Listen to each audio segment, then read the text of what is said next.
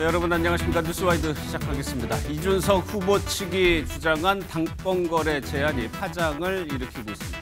한동훈 전 대표는 즉각 친윤을 청산해야 한다고 목소리를 높였고 국민의힘 지도부는 거래 제한설에 실체가 없다고 반박하고 있습니다. 오히려 그 배경에 차기 당권을 노리는 한 전 대표 측이 있는 것 아니냐고 의심하고 있습니다.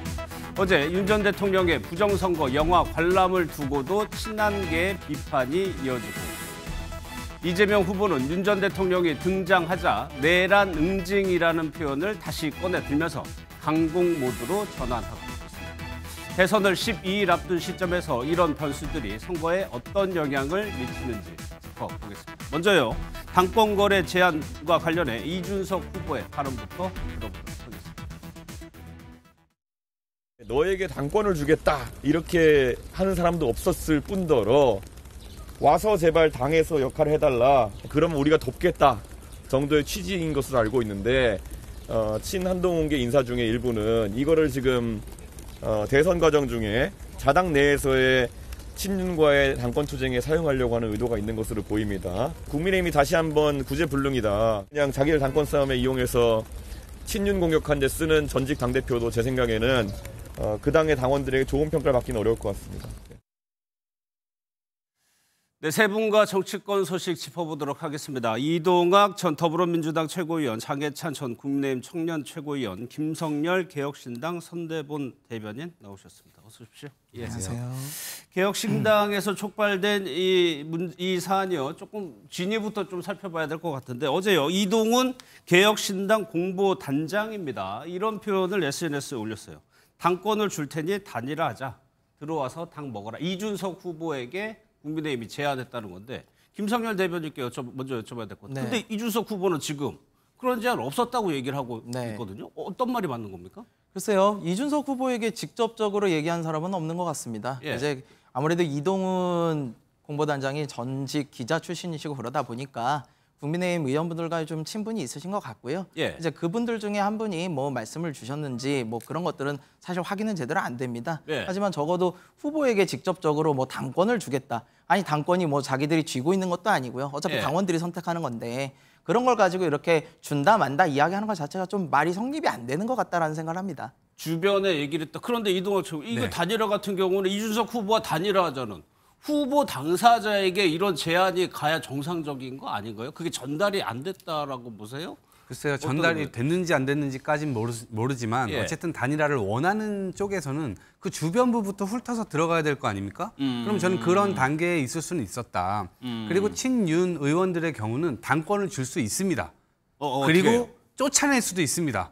예. 이분들은 이런 거 저런 거를 다 할 수 있다고 생각하시는 분들이기 때문에 예. 국민들의 어떤 시각이나 이런 거를 안하무인격으로 지금 생각을 하고 있기 때문에 저런 제안을 할 수 있는 것이고요. 예. 이준석 후보가 만약 이 양두구육을 하기로 또다시 결심을 하고 또 저런 선택을 하게 되면 예. 국민들은 이제 두 번 속지 않습니다. 그렇기 때문에 이준석 후보가 전 단일화할 가능성이 크지 않다고 보지만 예. 만에 하나 지금 저렇게 하는 모든 것들이 나중에 한 다음 주 정도에 가가지고 혹시나 극적인 뭐 어떤 이런 모멘텀을 만들기 위한 빌드업이다. 이러면 국민들의 실망이 더 클 테고요. 무엇보다도 지금 개혁신당에 입당해 있는 당원들이 훨씬 더 실망을 많이 하게 될 겁니다. 예. 예, 그렇게 보면 미래라고 하는 측면에서의 어떤 길을 잃을 가능성이 있기 때문에 예. 저는 저러한 제안이나 이런 것들이 혹시 있다 손 치더라도 넘어가면 안 된다 이렇게 봅니다. 당권을 줄 수 있다고 얘기를 하셨는데, 장해찬 씨, 그러면 이 당권을 준다는 게 어떤 의미입니까? 그러니까 당권을 예. 누가 어떻게 인위적으로 줄 수 있겠습니까? 다만 지금 같은 상황에서 예. 이재명 후보를 막기 위해 힘을 보탠다면 국민과 당원들이 당연히 이준석 후보를 앞으로 더 열렬히 응원하게 되고 예. 그러한 지지세가 당에서 큰 역할을 하는데 힘이 된다는 차원이겠죠. 그런데 보시면 지금 민주당이 이준석 후보와 김문수 후보가 단일화할까 봐 엄청 민감하게 반응을 하고 있잖아요. 예. 국민의힘 측에서는 승리 가능성을 1%라도 높이기 위해서는 당권이 아니라 당권 할아버지라도 줄 수 있는 거죠. 정말 절박한 각오로 절박하다. 단일화하자라는 그런 취지인데 예. 유독 국민의힘 내부에서 친한계만 민주당과 입장을 같이 하면서 예. 단일화에 부정적인 입장을 보이고 있거든요. 그러니까 대선 승리를 위해서는 단일화가 필요하다는 게 김문수 후보와 선대위의 일관된 입장인데 예. 왜 당내 일부 인사들이 민주당 주장대로 이준석 후보와의 단일화를 부정적으로 바라보고 반대하는 듯한 메시지를 내는가. 이건 대선 승리에 기여해야 하는 당원으로서의 해당 행위인가 아닌가 하는 예. 그런 걱정도 좀 드는 시점 같습니다. 그럼 하나만 더 여쭤볼게요. 실체가 없다라고도 얘기를 하던데 협상이라는 거는 주고받는 게 당연히 있어야 되는 거죠. 명분도 있어야 되겠지만 이 정도가 좀 실체가 없는 겁니까? 논의될 수 있는 수준입니까? 그러니까 이를테면 정치적으로 이 단일화에 응해준다면 앞으로 국민의힘의 현역 의원이나 소위 말하는 여러 주류 정치인들이 예. 이준석 후보와 적극 협력하겠다. 예. 그리고 과거 DJP 연합처럼 뭐 총리 자리나 내각 구성권을 주겠다. 예. 이런 이야기들은 정말 단일화 협상이 진전되면 오갈 수 있죠. 예. 우리가 DJP 협상을 가지고 그게 잘못된 협상이다, 잘못된 단일화다라고 말하지는 않잖아요. 예. 다만 당권이라는 것은 국민과 당원들이 투표로 선사해 주는 것이기 때문에 그렇죠. 이 무슨 도장이 있어서 누가 찍어주면서 당권을 줄 수 있는 건 아니거든요. 예. 그러니까 자연스럽게 그만큼 많은 당원들이 이준석 후보를 응원하고 환영하게 될 것이다라는 이런 정치적 메시지로 봐야 되겠죠. 네. 김선혜 대표, 이 당권을 주겠다라는 의미가 만약에 이런 제안이 실제로 뭐 이동훈 단장 얘기처럼 있다고 하면 김문수 후보가 당선이 된다는 전제로 해서 이준석 후보에게는 당권을 넘기겠다는 그런 맥락인 겁니까? 네, 그렇게 해석이 되죠. 근데 이거는 두 가지 측면에서 될 수가 없는 이야기입니다. 예. 첫 번째는 그렇다면 그건 단일화가 아니라 그냥 이준석 후보한테 후보를 포기하라는 이야기입니다. 근데 이거를 저희가 어떻게 받아들일 수가 있겠습니까? 그리고 두 번째는 예. 이런 식으로 해가지고 속아 넘어간 분이 바로 전에 있지 않습니까? 한덕수 전 총리. 한덕수 전 총리 솔직히 말해가지고 후보를 거의 약속을 받듯이 하고 이제 나온 거라고 저희는 보고 있는데 그럼에도 불구하고 한덕수 총리는 결국 아무런 것도 얻지 못하지 않았습니까? 예. 지금 이 상황에서 콩으로 매주를 쓴다 해도 저희도 믿을 수도 없고요. 예. 저희는 단일화에 대해서 전혀 생각이 없음을 계속해서 말씀드립니다. 그러면은 오후 5시인가요? 이준석 후보가 기자회견을 한다는 내용이 이 단일화에 관련해서 아예 공식적으로 못을 박는 내용이라는 보도가 나왔던데 그 보도는 맞는 겁니까? 예, 맞는 내용입니다. 저희가 예. 단일화에 대해서 제가 심지어 해가 서쪽에서 떠도 안 한다라고까지 해도 다들 안 믿으셔가지고요. 예, 저희가 단일화에 대해서 못을 지금 박지 않으면 2차 예. 토론 때도 또 그런 이야기가 나올 것 같고 예. 그렇기 때문에 단일화에 대해서 절대 그럴 일 없다라고 국민 여러분께 한 번 더 확언을 드리고자 하는 그래요? 예, 예. 그런 내용입니다. 물론 저는 이 이준석 후보와 개혁신당의 의지를 존중하는데요. 예. TV 토론이 끝나고 뭐 여론조사 추이가 계속 변해서 예. 김문수 후보와 이준석 후보 두 사람의 지지율을 합산했을 때 이재명 후보를 이기는 결과가 나오면 이제는 정치인들이 아니라 보수 진영의 지지자와 국민들이 힘을 하나로 모으라라는 목소리를 더 거세게 낼 거거든요. 예. 그러면 그때 또 기자회견 하면 돼요. 말을 바꾸는 게 그렇게 쉽나요? 아니 대의명분이 중요한 거죠. 이재명 시대만큼은 막아야 한다는 절박한 대의명분 앞에서는 얼마든지 해가 서쪽에서 뜰 수 있기 때문에 예. 저는 오늘의 이준석 후보의 기자회견과 이 의지를 제가 100분 존중합니다만 예. 정치라는 것은 이제 투표함에 도장 찍을 때까지 모르는 것이다. 그리고 결국은 이재명 후보라는 매우 위험한 정치인이 대권을 잡는 것까지 막아야 한다는 공감대가 형성되느냐. 예. 국민들의 요구와 목소리가 그만큼 높아지느냐. 아직은 시간이 좀 남아있다고 생각합니다. 알겠습니다. 저는 이번 대선처럼 이렇게 뭔가 예측할 수 없는 상황으로 이제 가고 있는 대선 좀 처음 보는데요. 국민의힘의 후보 도대체 누구죠? 국민의힘 경선에서도 한덕수로 시작해서 한덕수로 끝났고요. 예. 지금 대선 시작한 지 지금 벌써 중반 지났습니다. 예. 그런데 나오는 얘기들은 한동훈, 홍준표, 설란영, 김건희, 윤석열 뭐 이런 얘기들만 지금 나오고 있어요. 예. 누가 후보예요? 도대체 저희는 누구랑 싸우고 있는지 모르겠어요. 좀 이거 하나로 좀 정리해가지고 말씀해 주시면 좋을 것 같은데 예. 계속 이런 식으로 가면 국민들께서 야, 저 당이 과연 다시 집권을 했을 때 뭘 할 수 있지? 이런 생각 하실 것 같고 예. 이준석 후보 입장에서는 어제 선거운동 잘하고 있는데 갑자기 안철수 의원이 난입해가지고 단일화 자기가 뭐 갑자기 다리를 놓겠다. 이게 중매쟁이처럼 갑자기 나타나서 얘기를 한 거잖아요. 그러니까 과연 그러한 전략이 이준석 후보 입장에서는 굉장히 불쾌할 수가 있고 예. 또 국민들 역시도 도대체 저 사람들이 자신의 어떤 힘을 가지고 이 에너지를 만들어서 국민 지지를 받으려고 하는 게 아니라 뭔가 자꾸 변칙을 쓰려고 한다. 예. 이렇게 읽힐 수밖에 없어요. 그렇기 때문에 제가 볼 땐 저런 행보들이 과연 도움이 될지 다시 한번 잘 판단해 보시면 좋을 예. 것 같습니다. 이준석 후보는 그런 기자회견과 더불어 모든 전화의 수신을 차단하겠다고까지 했는데 국민의힘 유상범 위원이요. 국민의힘 단일화 추진 본부장입니다. 좀 여지를 남기는 발언을 했는데 그 얘기 한번 들어보겠습니다. 그 부분에 대해서는 전혀 동의할 수가 없고요. 지금 현재 우리 당에서는 이제 친윤계라고 할 수 있는 그런 부분은 거의 없습니다. 단일화를 위해서 이준석 후보가 원하는 것이다 하면 다 들어줄게 라는 것을 사실상 그런 식으로 표현할 수도 있다고 생각을 합니다. 그러니까 그런 식의 표현이 가능하다고 했는데 김성열 대변인은 해가 서쪽에서 떠도 안 된다고 계속 얘기를 하고 있어요. 그럼 장해찬 최고위원께 여쭤볼게요. 이준석 후보는 왜 이렇게까지 안 된다고 얘기를 하는 걸까요? 일단 단일화에 대한 가능성을 차단해야 예. 남은 기간 동안 본인에 대한 지지율을 더 끌어올릴 수 있기 때문에 그 부분을 사전 차단하는 게 며칠 안 남았잖아요. 그러니까 개혁신당 후보로서는 당연히 할 수 있는 정치적 선택이라고 생각을 합니다. 예. 다만 이 단일화라는 것은 저는 국민의힘의 정치인들이 밀어붙이고 뭐 단일화 추진본부가 나서서 할 수 있는 것은 아니라고 봐요. 그냥 제가 이준석 후보의 참모라면 예. 그냥 정치적 측근이라면 완주하라고 할 것 같아요. 그런데 그게 아니라 이준석 후보의 동생이라면 형 동생하는 관계라면 예. 정말 가족 같은 사이라면 이번에 정치적인 이런저런 이해타산을 따지지 않고 이재명을 막는 대의 명분에 헌신할 때 국민들이 앞으로 5년, 10년, 20년 훨씬 더 이준석 후보의 가치라던가 진정성을 더 인정해주지 않겠나 하는 조심스러운 조언도 할 수 있을 것 같거든요. 예. 결국 이 단일화가 현재로서는 성사될 가능성이 그리 높지 않다 하더라도 마지막에 국민들이 이재명을 막아라라는 준엄한 지상 명령을 내린다면 예. 그래서 두 후보의 지지율 합산이 이재명 후보를 이기는 정도까지 나오게 된다면 복수의 여론조사에서 예. 그렇게 되면 뭐 국민의힘의 후보가 나서서 정치인들이 나서서 단일화가 되는 게 아니라 국민이 나서서 단일화를 시킬 수도 있지 않겠나. 적어도 우리 국민들이 어떻게 움직일지 예. 그 마지막 여부 정도는 아직까지 시간이 조금 남아있고 지켜봐야 되는 부분이라고 생각합니다. 예.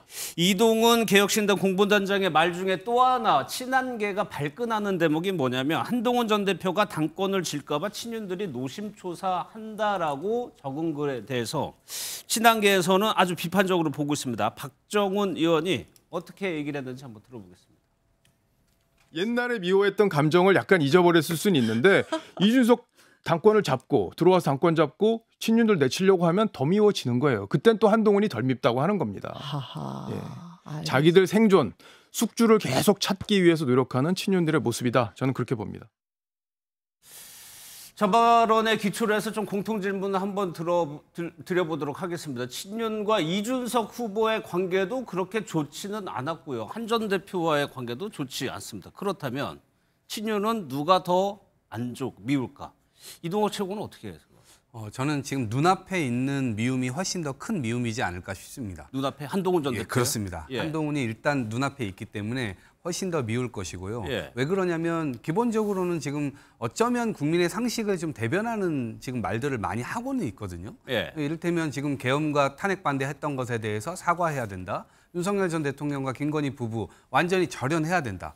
그리고 자유통일당과도 절연해야 된다. 이런 이야기들을 하고 있잖아요. 예. 근데 그럼에도 불구하고 윤석열 전 대통령께서 어제 부정선거 관련된 영화 보시고 이러면서 나와서 계속 이런 부분들에 대해서 뭔가 이미지가 계속 강화되고 있단 말이죠. 예. 근데 이거에 대해서 국민의힘 지도부라든가 아니면 김문수 후보가 결연하게 그런 것과 선을 긋지도 못하고 있는 상황이고요. 예. 계속해서 그 안에 대해서 뭔가 세게 비판도 지금 못하고 있는 상황입니다. 예. 그러다 보니까 한동훈 전 대표의 저런 말들이 우리 윤석열 전 대통령의 심기를 불편하게 하는 거 아니야? 계속해서 뭔가 윤석열 전 대통령에게 경도되어 있다는 느낌을 받습니다. 이 친윤 의원이요. 예. 친윤 의원들이요. 그렇기 때문에 이 한동훈 똑같은 메시지를 함에도 불구하고 이준석 후보의 경우는 저 멀리 있는 당, 우리 당 밖에 있는 사람이고 예. 지금 당 안에 있는 한동훈 전 대표가 훨씬 더 미울 수밖에 없지 않나 그렇게 그럼 봅니다. 장해찬 최고께는 하나 질문을 추가해서 드릴게요. 이동훈 단장의 말처럼 친윤에서 한동훈 전 대표가 당권을 질까 봐 노심초사하는 분위기가 있는 건지 하고 이 부분은 어떻게 생각하시죠? 그러니까 지금 대권을 앞두고 대선을 앞두고 당권 이야기를 꺼내는 것 자체가 저는 언어 도단이라는 생각이 들어요. 예. 왜 이렇게 당권 이야기를 오히려 한동훈 전 대표나 친한계에서 많이 하는지 지금 그거 생각할 때가 아니잖아요. 대선 지면요. 당권이 무슨 의미가 있습니까?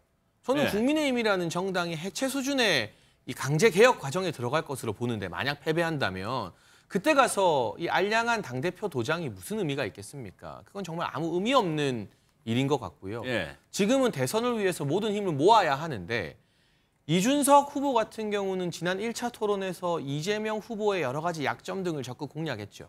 일종의 당은 다르고 서로 레이스를 하지만 반 이재명 전선의 전략적 연대가 이루어졌습니다. 예. 그런데 한동훈 전 대표는 지연 유세한다고 하지만 거의 팬클럽 만나고 다니면서 당내 내부 분열을 끊임없이 야기하고 있거든요. 그러니까 누가 더 좋고 믿고의 문제가 아니라 예. 지금 국면에서는 대선 승리를 위해서 더 필요한 사람이 누구냐? 예. 당연히 이준석 후보인 것이고요.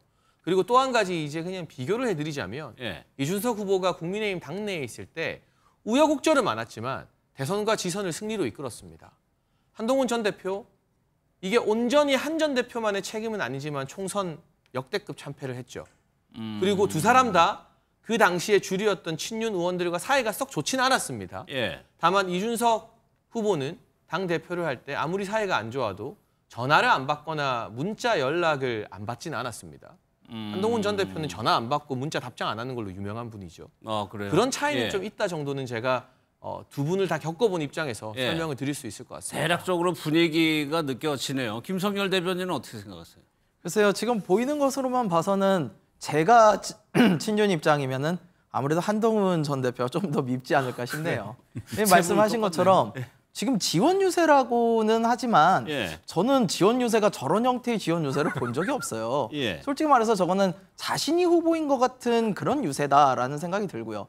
선대위에도 안 들어가셨죠. 유세도 따로 도시죠. 심지어 후보 이름 쓴 옷도 안 입고 있어요. 그러면 제가 친윤 입장이면 한동훈 후보가 지금 제사보다는 제밥에 더 관심이 많구나라는 생각을 안 할 수 없을 것 같아요. 예. 네, 그러다 보니까 한동훈 후보가 좀 더 밉지 않을까라는 생각을 합니다. 예. 신동욱 수석 대변인이 이런 얘기를 했습니다. 친윤이 누군지도 모르는데 당권을 어떻게 주냐라고 했는데 장해찬 최고. 실제로 당내 국민의힘에서 윤석열 전 대통령이 탈당했기 때문에 친윤이 사라졌다. 글쎄요, 이 말이 성립이 되나요? 그러니까 친윤이 분화했고 예. 이제는 하나의 구심점으로 모이는 개파는 아니게 되었죠. 실제로 지난 대선 경선 때도 예. 일부는 홍준표 시장 캠프로 가서 뛰었고요. 일부는 김문수 후보 캠프로 갔고 예. 또 일부는 나경원 의원 캠프로 갔고 이게 많이 갈라졌습니다. 예. 이 특정 개파가 존립을 하려면 한 사람의 구심점 중심으로 모여야 되거든요. 윤석열 전 대통령은 탈당했고 가장 중요한 대선 경선에서 여러 캠프로 의원들이 각자의 선택을 했잖아요. 예. 그러니까 누구의 말을 따르고 이게 소위 말하는 오더가 먹히는 그런 개파는 더 이상 아니게 되었다. 다만 예. 지난 대선에서 열심히 뛰어서 윤석열 정부를 만들고 정권 교체를 했다는 이유만으로 다 친윤이라고 하고 물러나라고 한다면 대선 열심히 한 사람들 다 물러나면 국민의힘에 누가 남죠? 예. 아무도 안 남지 않습니까? 그러니까 친윤이라는 개파 자체는 이제 새롭게 분화하고 있고 특정 구심점 없이 지금은 김문수 후보 중심으로 모여서 열심히 대선을 뛰고 있는데 예. 자꾸 여기서 친윤 친한 갈등을 끄집어내는 것 자체가 저는 김문수 후보에게 도움이 안 되는 해당 행위라고 생각합니다. 지금은 하고 싶은 말이 많아도 김문수 이야기로 시작해서 김문수 이야기로 끝내야 되는 거예요. 김문수 후보가 주인공이 되어야죠. 예. 그런데 자꾸 친윤이 주인공이 되어서도 안 되고 친한이 주인공이 되어서도 안 되는데 그런 이야기를 끄집어내는 것 자체가 대선 지원에는 전혀 도움이 안 되는 방향이라고 생각됩니다. 그러면 이 부분은 이제 한동훈 전 대표의 유세 장면을 볼 텐데 오늘은요 윤석열 전 대통령을 향해서 아예 민주당으로 가라라고 아주 강한 발언을 꺼내놨습니다. 그 발언 한번 들어보겠습니다.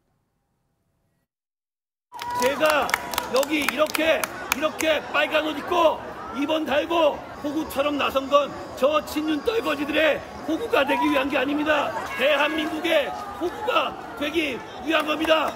어제 윤 대통령이 영화 본 거 그럴 수 있다고 했는데 그럴 수 있지 않습니다. 대선 앞두고 이게 뭐 하는 짓입니까? 저는 이렇게 말씀드리고 싶어요. 그럴 거면 탈당이 아니라 민주당으로 가라고요. 우리의 진짜 보수 정치를 윤석열 전 대통령 부부는 발목 잡지 말고 민주당으로 가십시오. 오늘 장면을 보시는 이동학 최고, 그러니까 선거운동 과정에서 영화 보러 갈 수 있다라고 얘기한 게 후보가 얘기한 건데 그럴 수 없다라고 지금 한 전 대표는 얘기하고 있고 비록 탈당을 했다고는 하지만은 윤 전 대통령은 아주 강하게 선거 유세에서 비난한다. 이거 어떻게 해석해야 됩니까? 그러니까 탈당했지만 탈당한 게 아닌 거죠. 여전히 섀도우 1호 당원임을 그대로 증명하고 있는 거고요. 예. 김문수 후보는 본인 발에 지금 쇠고랑을 주렁주렁 달고 있는데 그 쇠고랑을 뗄 이유가 없다고 생각하는 사람입니다. 예. 그러니까 끝까지 그냥 윤석열 전 대통령과 가고 싶은 거예요. 그리고 이것이 대통령 선거가 끝나면 저것이 하나의 전 상징적 장면이 아닐까 싶은데 대선이 끝나면 엄청난 이 대선 이후에 이 전쟁으로 들어가게 될 것 같아요. 예. 그러니까 실권을 두고 도대체 어떻게 누가 실권을 가져갈 것인지 이 부분에 대한 싸움이 지금 있는 거거든요. 저희는 지켜보는 입장에서 예. 제가 아까 도대체 대선 후보가 누군지 모르겠다. 무슨 인해 전술을 하는 것도 아니고 수많은 사람들이 계속 등장하고 막 이러니까 도저히 저희는 갈피를 잡을 수가 없을 정도인데 예. 그 모든 싸움이 결국엔 대선 이후에 이 당권 이런 것에 초점이 좀 맞춰져 있고 윤석열 전 대통령 보고 민주당 가라고 하면 민주당이 받아줍니까? 저는 안 받아주죠. 예. 뻔히 아는데 위헌 위법한 사람인 것이고 본인의 어떤 평생 이 권력지향적으로 살아왔는 권력을 남용하면서 살아오신 분인데 예. 결국 마지막엔 민주주의까지 완전히 형용화시키려고 했었는데 본인 당에서 정말 이 분을 어떻게 처리할지 잘 좀 생각해 보시고 하면 좋겠는데 예. 그 부분이 결단이 좀 잘 안 나면 그런 숙제를 지금 민주당에 미루시는 것 같은데 민주당에서는 당연히 그렇게 할 수는 없는 것이라고 보고요. 다만 이제 친윤 의원들은 한동훈 전 대표가 좀 두렵긴 할 겁니다. 왜냐하면 처음엔 윤석열 전 대통령과의 관계가 있기 때문에 예. 저렇게까지 세게 할 수 있을까? 다 의심했을 겁니다. 예. 그런데 요즘 들어서는요, 확실하게 절연하는 듯한 느낌이 확실하게 들죠. 그러다 보니까 본인들도 이렇게 절연당하거나 혹은 이 당 밖으로 쫓아내질 가능성이 있는 것에 대해서 예. 본인들도 아마 두려울 거예요. 그러니까 더 똘똘 이제 뭉치는 것으로 보이고요. 일종의 리더가 지금 없는 상황인데 일종의 전 약간 집단 지도 체제 비슷하게 지금 내부적으로 논의를 하고 있는 것이 아닌가 좀 그렇게 느껴집니다. 예. 한동훈 전 대표가 오늘 SNS에 뭐라고 적었냐면 이번 대선은 친윤 구태를 청산하는 혁신의 장이 되어야 한다라고 적었는데 김성열 대변인께서는 네. 한동훈 전 대표가 이렇게까지 윤 전 대통령과 친윤을 대선 국면에서 비판하는 이유를 뭐라고 보세요? 글쎄요. 제가 보기에는 한동훈 대표의 가장 첫 번째 적은 이재명 후보는 아닌 것 같아요. 예, 지금 보면은 예. 윤석열 전 대통령에 대해서 사실상 지우기 수순에 들어간 것 같고 그리고 친윤 의원들에 대해서 저렇게 날을 세우다 보니까 그러니까 당권 경쟁을 하는 거 아니냐라는 의심을 받을 수밖에 없는 상황에 예. 스스로 빠지고 있다 이런 생각이 들고요. 근데 저는 좀 전에 연설에서도 말씀하셨습니다만 뭐 호구라서 나왔다 이런 표현은 저는 당의 일원으로서 당의 지원 유세를 나가는 사람이 뭐 호구라서 나왔다 이런 표현을 하는 건 정말 처음 들어봤습니다. 예. 누구나 경선 과정에서 물론 서운하고 억울하고 하는 경우 있습니다. 하지만 적어도 그 당에 남아 있으면 경선 과정에 결과가 나왔으면 그거에 대해서 따라야죠. 지금 하고 있는 행동은 솔직히 그냥 제가 타당의 분위기 때문에 더 이상 말은 안 버티겠습니다만은 예. 누가 봐도 경선 불복의 느낌이 강하다 이런 말씀 드리고 싶어요. 그럼 장해찬 최고께는 뭐 당권 견제 그 원인 배경을 빼고요. 그러면 한동훈 전 대표가 저렇게 유세해서 저렇게 얘기하는 것이 윤 전 대통령의 관계를 절연하고 끊어야 된다는 것이 선거에 도움이 되는 겁니까? 그러니까 선거는요. 예. 대선 후보의 정책과 방향에 맞게 나머지 사람들이 다 지원해 주는 방향이어야 예. 합니다. 각자의 철학과 소신을 뚜렷하게 이야기하는 건 경선 때까지고요. 어쨌거나 국민과 당원들이 투표로 김문수의 정책과 노선이 맞다. 그 방향으로 대선을 치르자고 했잖아요. 예. 그러니까 대선에서 가장 안 좋은 건 내부 분열. 안에서 우리끼리 싸우는 일이거든요. 그러면 안철수 의원 같은 경우도 윤석열 전 대통령에 대한 입장이 김문수 후보와는 많이 다르잖아요. 그런데 내부에서 분열을 야기하지 않고 헌신해가면서 본인의 역할을 찾아서 열심히 선거운동하고 있잖아요. 예. 그런 방향으로 나가야 대선에 도움이 되죠. 지금 한동훈 전 대표가 보이고 있는 발언이나 행동 등은 예. 여전히 혼자서 전당대회를 하거나 대선 경선을 치르고 있는 것처럼 보여요. 예. 당원과 국민들이 김문수를 선택했잖아요. 그리고 최종적으로 당원 또 전당원 전화 여론조사에서도 한덕수가 아닌 김문수를 선택했잖아요. 예. 그러면 6월 3일까지는 김문수 노선대로 가줘야 되는 거예요. 예. 그래서 지금 당내에서는 안철수의 재발견이라는 말이 많이 나오고 있는데 예. 안철수 의원의 행보를 보면서 한동훈 전 대표가 정치를 좀 배울 필요가 있어 보입니다. 그런 걸 의식해서일까요? 한동훈 전 대표가 어제는요. 한동훈이 아닌 김문수를 외쳐달라고 김문수 후보 지지를 호소한 적도 있습니다. 그 영상 보고 이어가겠습니다. 여러분 여기서는 저를 외치지 마십시오. 여기서는 우리 국민의힘의 승리 김문수를 외쳐주십시오.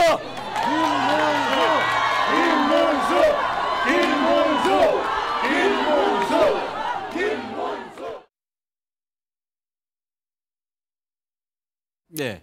그러면 장혜철 최고, 지금 만약에 당의 선거 전략에 도움이 안 된다고 판단을 하면 당에서 공개적으로나 비공개적으로 그런 걸 좀 자제해달라 요청할 수도 있는 거잖아요. 일단 비공개적인 요청을 한다고 해서 당의 의사를 수용할 분은 아닌 것 같고요. 아, 그래요? 네, 다만 예. 오늘 강원도 유세가 예정되어 있다고 제가 알고 있는데 내일인가요? 아마 예. 뭐 정확하게 언제인지는 모르겠습니다만 오늘 내일 중 강원도 원주에서 한동훈 전 대표가 유세를 할 때 김용태 비대위원장이 찾아가서 예. 감사하고 격려하는 그런 장면을 연출할 거라는 소식도 전해 들었습니다. 예. 그렇게 된다면 어찌되었건 당 입장에서는 원팀으로 한동훈 전 대표도 우리와 함께하고 있다는 걸 대외적으로 보여줄 필요가 있기 때문에 그래서 가는 거예요? 김용태 구태여 비대위원장이? 뭐 공적이나 비공식적으로 분열을 더 키우지 않고 예. 한동훈 전 대표가 사실은 김문수 후보 뜻과 다른 내부 분열성 발언을 하더라도 예. 다들 할 말이 없어서 참는 게 아니라 그냥 대선 때까지는 억지로라도 끌고 안고 가야 되니까 꾹꾹 참는 거죠.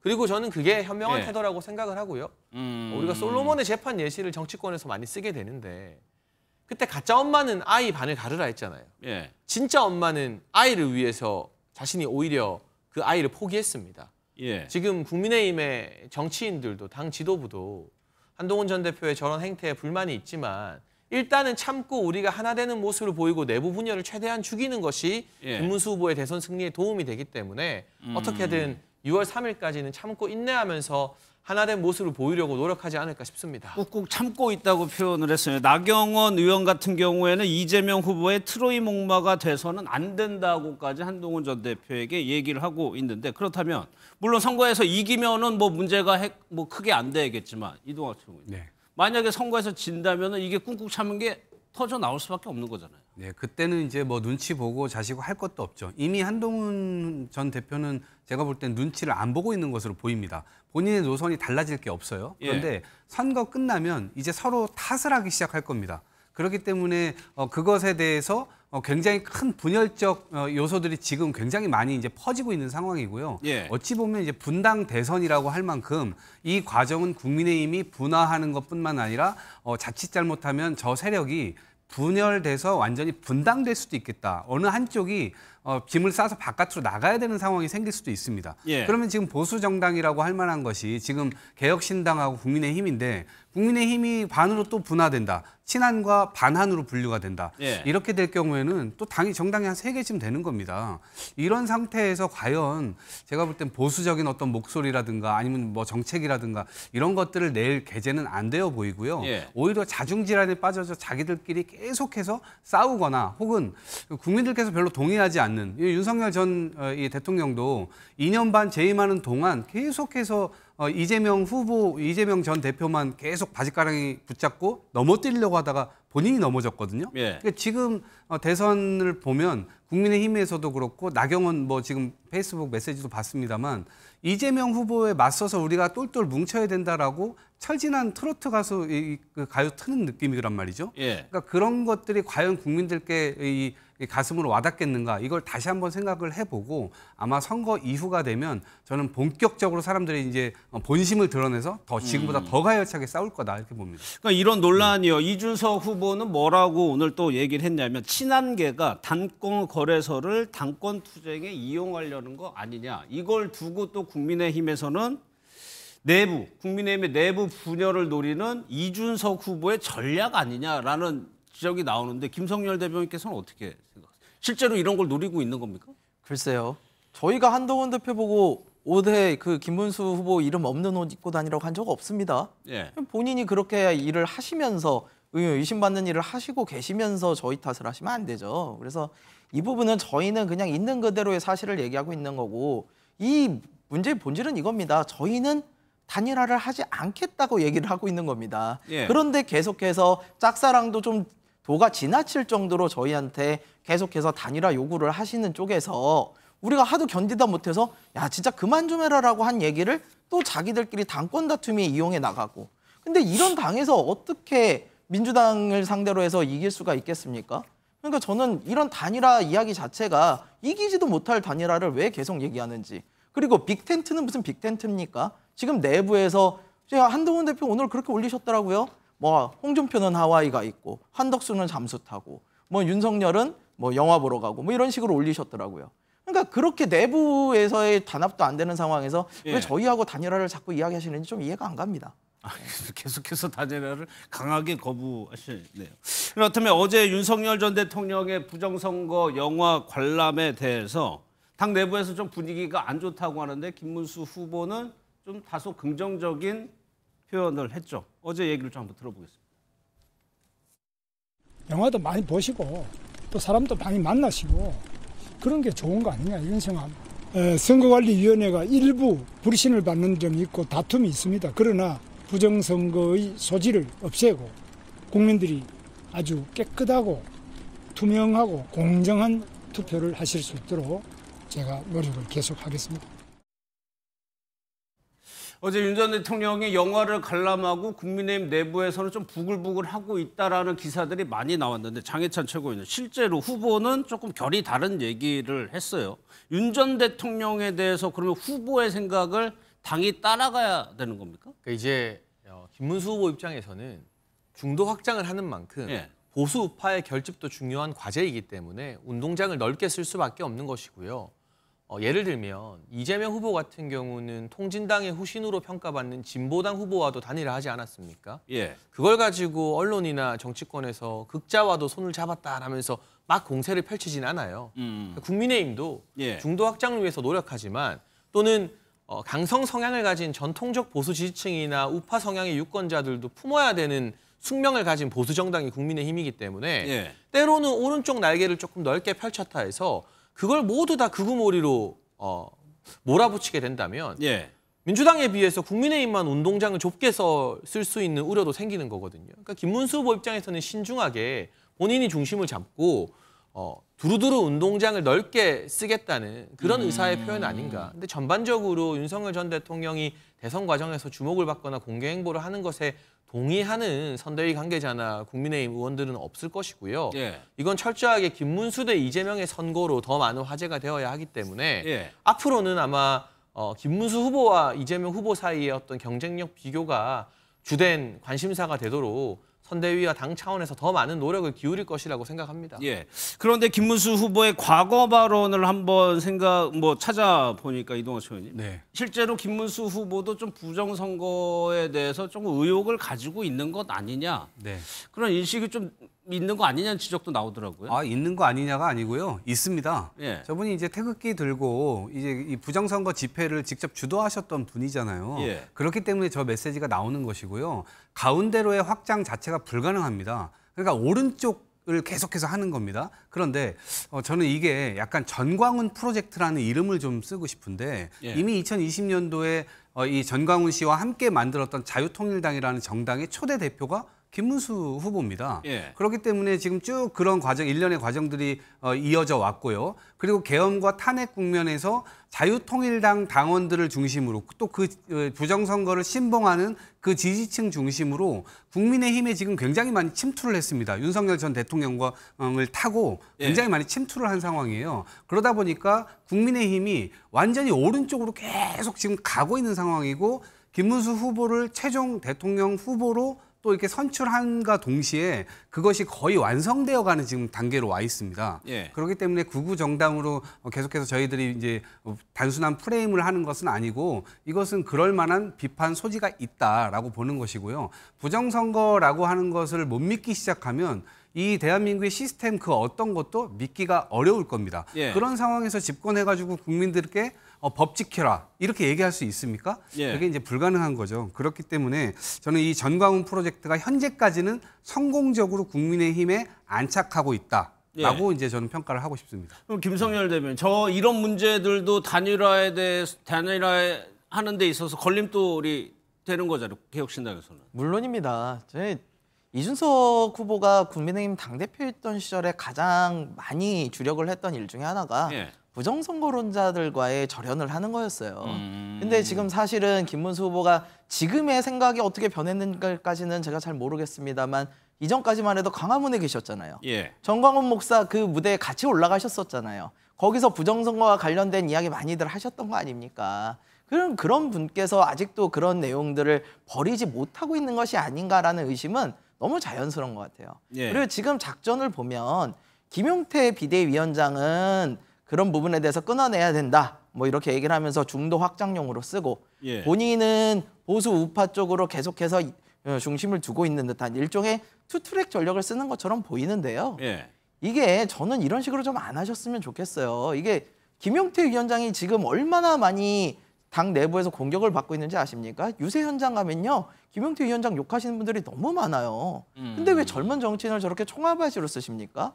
저는 그거에 대해서 저렇게 투트랙으로 가실 게 아니라 김문수 후보 본인이 가운데로 좀 확장을 해야 되겠다. 그러면 네. 내가 그전에 부정선거에 대해서 의심이 있었으나 이제는 그런 생각 없다라고 좀 끊어주고 가셔야 되는 게 아닌가라는 생각을 합니다. 예. 장혜철 최고께 그거 하나 여쭤볼게요. 권성동 원내대표는 김문수 후보와 공동 유세를 하고 앞서 김용태 비대위원장은 한동훈 전 대표하고 공동 유세를 한다.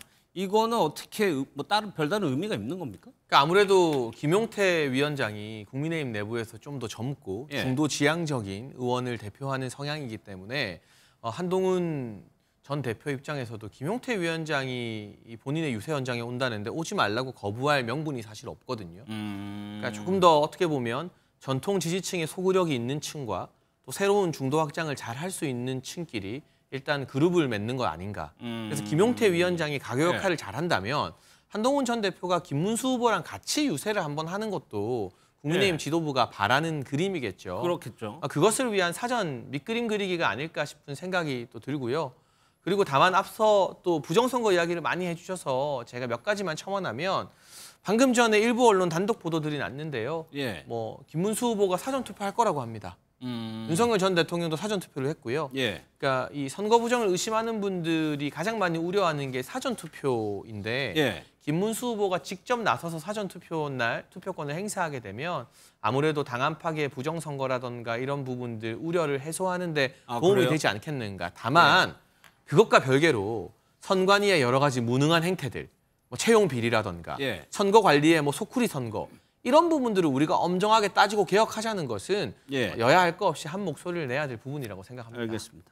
또 하나의 좀 논란이 된 부분이 김대남 전 행정관의 그 이재명 후보 캠프에 들어가느냐 마느냐. 결과적으로는 철회가 됐는데 황정아 선대위 대변인이 이 부분에 대해서 조금 이재명 후보가요. 직접 이 부분에 대해서 좀 정리를 했습니다. 그 얘기를 한번 들어보겠습니다.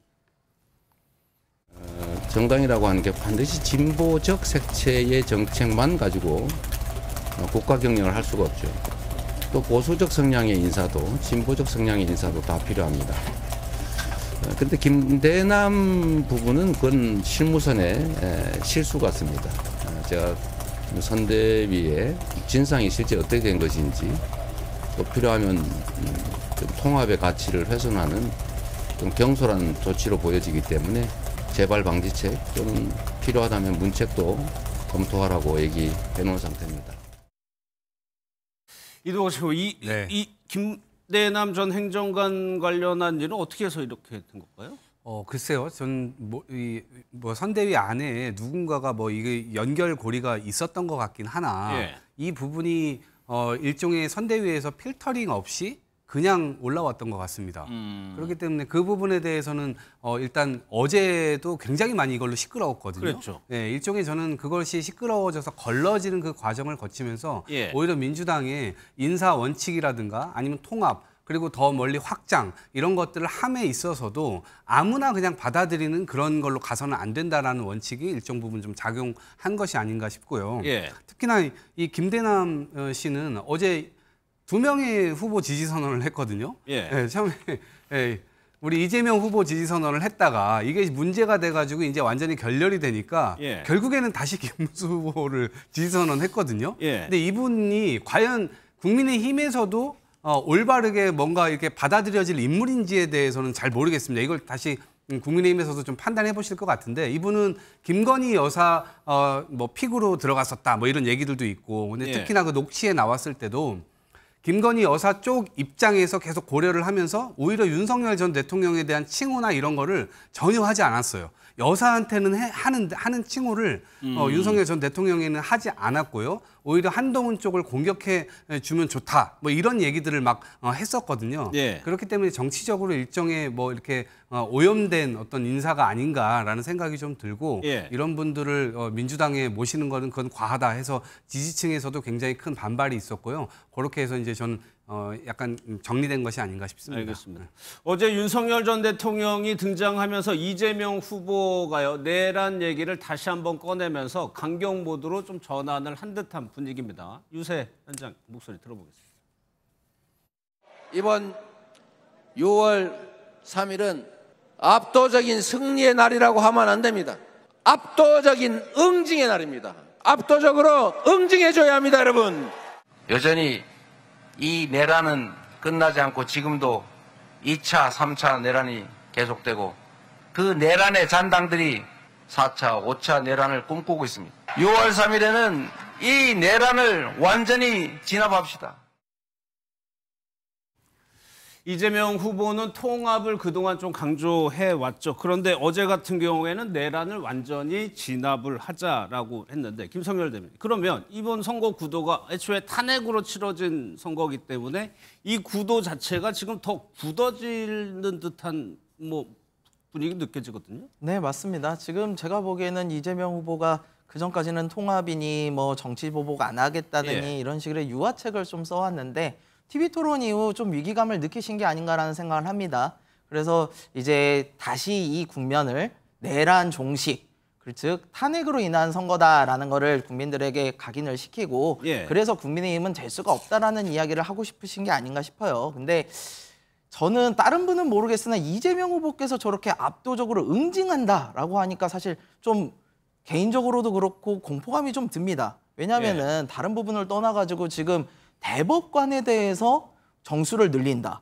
대법원장 청문회하겠다. 특검하겠다. 즉 자신에게 조금이라도 불리한 판결을 한 판사들에 대해서 민주당이 어마어마한 공격을 하고 있거든요. 근데 이런 식의 응징이라고 하면 과연 그 범위가 어디까지일 거고 어떻게 예. 하시겠다는 건지 저는 이 부분에 대해서 상당한 두려움이 좀 듭니다. 이 부분은 이동학 최고 얘기를 들어봐야 될 것 같아요. 일단 저는 뭐 토론회 이후 그렇게 보셨다고 했는데 토론회 이유가 아니고요. 윤석열 전 대통령이 갑자기 등장을 했기 때문입니다. 예. 그래서 윤석열 전 대통령의 어떤 메시지가 국민의힘에서 뭔가 튕겨져 나오는 것이 아니고 그대로 흡수되면서 뭔가 김문수 후보와의 이 연이라든가 이런 것들이 그대로 다시 다 강조되는 느낌이고요. 예. 또 하나 위기감이 있는 것은 이번 선거가 혹시라도 일부에서 실제 부정 사례를 만들지 않을까 예. 이런 것에 대한 우려가 있습니다. 그래서 대통령 선거 자체를 오염시키려고 하는 시도가 어디선가 벌어지는 거 아니야? 이것은 이 후보에 대한 테러와도 같은 어떤 선상에서 전 고민이 좀 되어야 된다. 그런 의미에서 예. 선관위가 이 부분을 철저하게 이번 선거를 잘 관리해야 된다라는 말씀을 좀 드리고 싶고요. 예. 그리고 대법과 관련돼서는요. 견제와 균형이라고 하는 헌법의 원리가 있습니다. 사법부 밑에 입법부와 행정 권력이 있는 게 아니거든요. 서로 대등한 관계에서 사법부가 정치인 부르면 다 나가야 돼요. 재판받고 수사받고 해야 됩니다. 예. 그러면 의혹이 있어가지고 이 입법부에서 재판관들이 이 부분에 대해서 우리가 청문회 하고 싶다. 그 제도에 의한 거예요. 예. 제도 그러면 본인들이 부를 때는 정치인들도 다 나가고 압수수색도 당하고 재판받고 다 하는데 왜 국회가 부르면 안 옵니까? 이게 뭐 사사로이 이용하는 그런 권력 남용도 아닌데 예. 그런 측면에서 볼 때 저는 이제 삼권 분립이 진짜 진정하게 어떻게 이루어져야 되는가 이런 것들을 다시 한번 생각해 볼 계기지 이것이 무슨 공포의 이유다 이런 것은 제가 볼 때는 유권자들에게는 통하지 않을 거라 봅니다. 장혜찬 최고한테는 그거 하나 여쭤볼게요. 김문수 후보가 이제 이재명 후보의 방탄조끼, 방탄유리 이런 걸 좀 비판하는 유세를 좀 했었는데 그 부분에 대해서는 어떤 평가? 그러니까 저는 단적으로 이 김문수 후보가 내가 잘못해서 총을 쏘면 맞겠다라고 하면서 가슴팍을 풀어헤치는 사진과 예. 참 우리나라에서 보기 힘들었던 방탄유리 사이에 들어가 있는 이재명 후보의 사진을 보면 누가 위기에서 대한민국 국민들을 지킬 지도자인지 많은 말 하지 않아도 국민들께서 직감적으로 아시리라 생각을 하고요. 예. 경찰들이 무슨 고생입니까? 물론 이재명 후보가 과거 피습 사건으로 고생한 건 알고 있습니다만 대한민국에서 총을 구한다는 게 거의 불가능에 가까운 일인데 무슨 저격총 이야기까지 하면서 이제는 경찰분들이 저격총 있는지 없는지 이재명 후보 유세하는 현장에서 검색까지 해야 되는 총극이 벌어지고 있는데 이런 식의 벌써부터 방탄막에 들어가서 국민들과 거리를 두는 정치인이 대권을 잡고 권력을 잡게 되면 국민들과 얼마나 동떨어지고 멀어지게 될까. 이 모습을 보면서 걱정하고 견제 심리를 갖게 되는 국민들이 저는 지금 서서히 계속 많이 늘어나고 있다고 판단합니다. 반론할 거 있으시면 짧게 하셔도 됩니다. 테러라고 하는 것이 기본적으로 이미 국민의힘 의원 배현진 의원도 지나가다가 돌로 맞았잖아요. 그러니까 정치인들의 말이 계속해서 과격해지면 과격해질수록 나는 총 쏴도 난 차라리 맞겠다 이렇게 얘기를 하면 어떡합니까? 실제로 정치인들의 말이 드세지면 드세질수록 이 국민들은 그러한 룰을 지키는 것이 아니라 나를 기분 나쁘게 하고 뭐 하면 실제로 이제 폭행을 할 수도 있는 겁니다. 그리고 이 서부지법 난동 사태 때도 보지 않았습니까? 법이라는 게 있지만 그것을 지키지 않으면 다 무너지는 거거든요. 그래서 그런 차원에서 저렇게 뭔가를 또 호도하는 그러한 발언 자체는 저는 적절하지 않다고 봤습니다. 알겠습니다. 세 분과는 여기서 마무리하고요. 박지원 공동선대위원장과 민주당 선거 전략 살펴보도록 하겠습니다. 자, 제주도민 여러분, 이재명입니다. 인사드립니다. 네, 이재명! 건강 조심하고 조문도 못했죠. 문상도 누구? 이종혁. 아니면 중국 견제용으로 역할 변경을 할지 그런 말씀을 드립니다.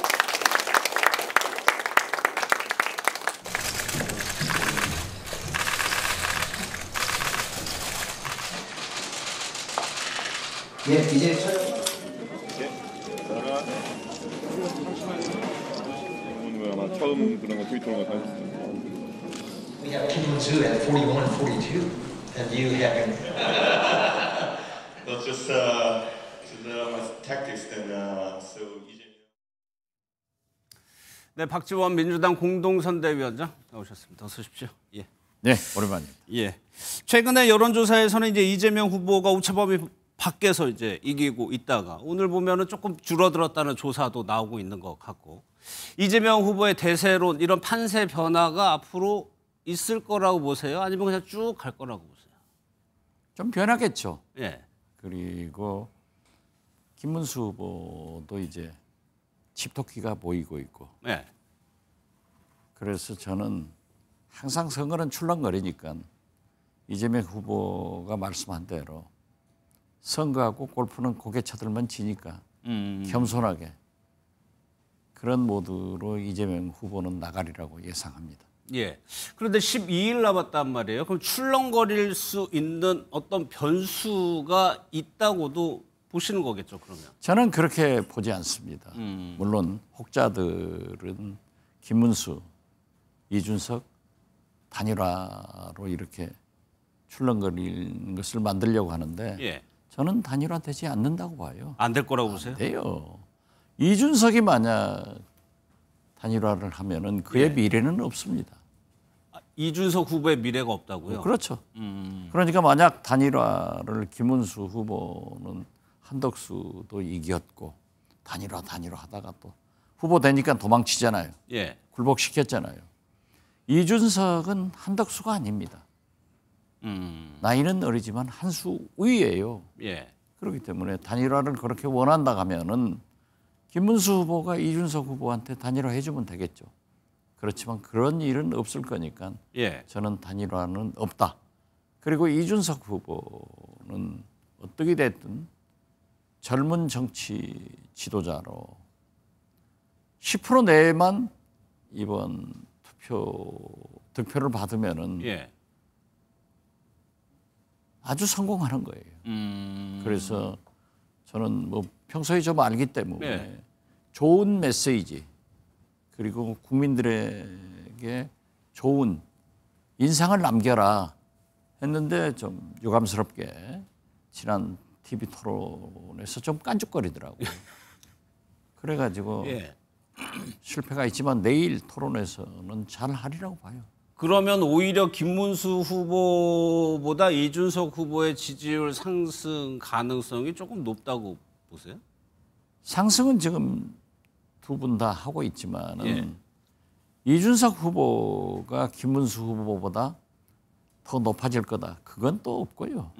역시 김문수 후보죠. 예. 그렇기 때문에 지금 김문수, 이준석을 합쳐서 이재명보다 더 높아지면은 단일화 압력을 이준석 후보에게 강하게 하겠지만 받겠죠.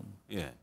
그건 그렇게 되지는 않을 거예요. 지금 판세는 그렇게 되지는 않을 그렇죠. 것이다. 그 중에 하나가요. 보수 진영의 결집이 잘 안 되는 모습이 계속적으로 노출이 되고. 아니 오늘 한동훈 예. 전 대표 보세요. 뭐 하는 짓이냐? 어? 윤석열 민주당으로 가라. 예. 민주당이 내란 세력 하치장입니까? 할 말을 하려면은 윤석열, 김건희는 감옥으로 보내자. 이게 정답이에요. 좀 불쾌하셨군요. 그렇죠. 예. 그리고 어떻게 됐든 따로 국밥 김문수 후보 지원 안 하잖아요. 오늘 대구에 가서도 예. 나를 연호하지 말고 김문수를 해달라. 옷도 안 입잖아요. 이런 판국에서 또 윤석열은 영화 보러 가서 계엄 선포하는 모습 보고 박수치고 예. 이런 걸 연출하고 있는데 국민이 신뢰를 하겠어요? 안 돼요. 그렇다면 국민의힘에서 계속해서 그런 모습들이 노출되는 이유를 위원장님께서는 어떻게 보세요? 이후에 정말 당권 경쟁에 돌입했다라고 판단하세요? 저는 처음부터 예. 국민의힘 대권 주자들은 대권은 포기했고 차기 당권을 의식해서 내년 지방선거 총선에 행사를 하겠다. 이런 것 아니에요? 예. 그래서 저는 홍준표 전 대구시장도 예. 하와이에 가서 자기 당권을 노리고 있다. 하와이에서요? 그런 시장이요? 저는 그렇게 봐요. 그 이유는 좀 더 구체적으로 설명해 주시면요. 홍준표 시장은 정치를 누구보다도 잘 알고 잘 하는 분이에요. 예.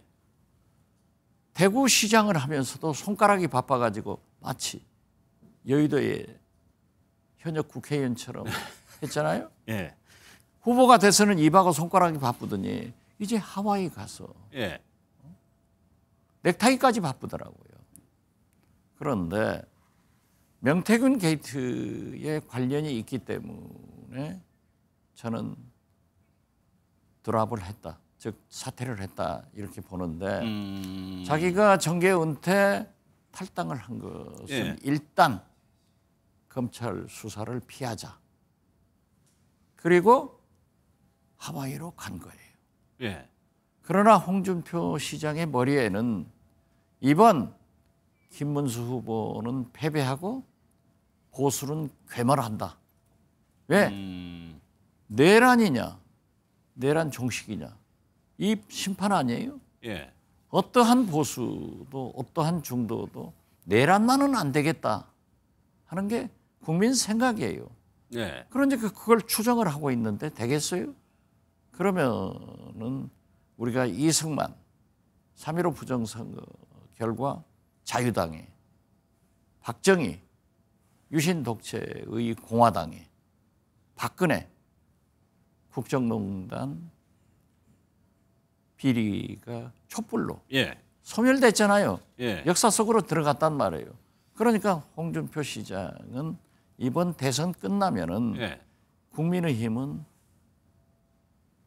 밀려간다. 괴멸된다. 이랬을 때 우리 국민들은 그러면 진보 정당만 필요하냐? 그건 아니에요. 예. 진보 보수가 양날개로 가야 되는 거죠. 그러면은 보수 세력을 결집해서 내가 예. 대표로 나설 수밖에 없지 않냐? 그러면 하와이에 있으면은 나를 꽃가마 태워 갈 것이다. 이 계산을 할 거예요. 그러면 한동훈 전 대표도 그런 생각이 있는 것처럼 보이는데 아니, 있죠. 예, 한 전 대표는 어떻게 평가하세요? 한동훈 대표는 간동훈이에요. 예. 즉 윤석열 대통령이 법무장관 비대위원장 시키니까 국민 뜻대로 표방하면서 당대표가 됐잖아요. 그런데 결국은 국민 뜻대로가 아니라 윤석열 뜻대로 가서 망했어요. 자, 이번 대선 후보에서도 국민이 먼저입니다. 책은 많이 팔렸지만 예. 윤석열이 먼저입니다로 가버리니까 망했잖아요. 그러나 한동훈 전 대표는 우원식 국회의장이 계엄 해제 의결을 할 때 예. 18명을 보내준 공로 예. 그리고 탄핵할 때 의결을 할 때 8명을 보내준 거기까지는 훌륭해요. 예. 그러면 그 길을 갔어야 돼요. 그런데 또 간 보다가 윤석열 간 보고 국민 간 보다가 어려워졌잖아요. 지금 보십시오. 어떻게 됐든 자기하고 경선했던 김문수 후보가 후보로 확정됐는데 예. 마음에 맞지 않더라도 그 후보를 도와야 정치인 거예요. 예. 그러면서 윤석열 계엄은 우리가 확실하게 정리를 하자.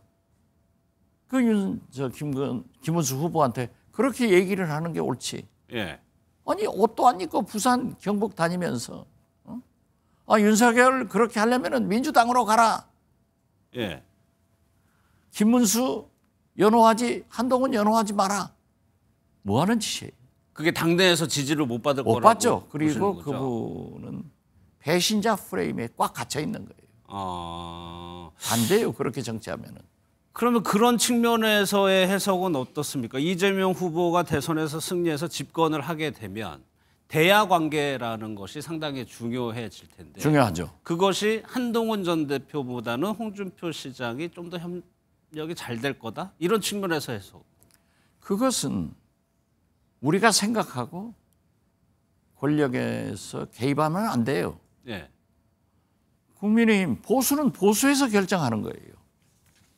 그래가지고 여야가 윤석열 대통령이 어땠어요?